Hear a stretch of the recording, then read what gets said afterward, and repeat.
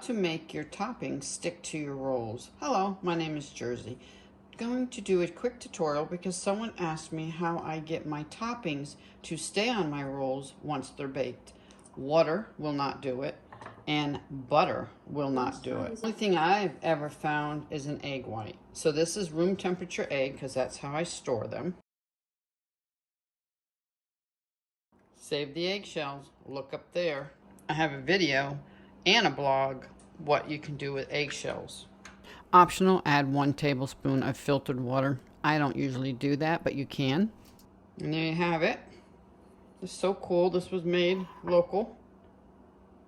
I will take the egg yolk and I will fry it up and give it to my African Gray because she only likes the yolk. I like to whip it just for a second. And these are my sourdough rolls. And I have a brush. I really like this brush. It's designated just for egg wash. And I just dip it in and I generously cover all the rolls.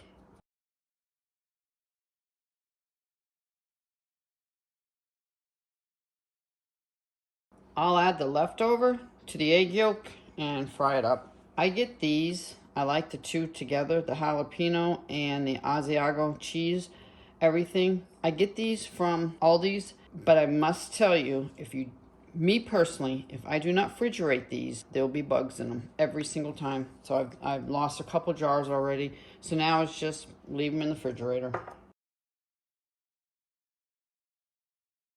We really like these because we make sub rolls. What you can do, you can take your brush if you want, pick up any that's gone on the bottom of the dish, and you can also tap them in just to give them a little more stay power. Don't have to, purely optional.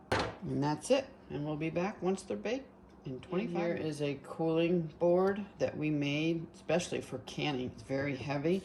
I have a tutorial. Look up there, with and without power tools and cut sheets. Very easy to make.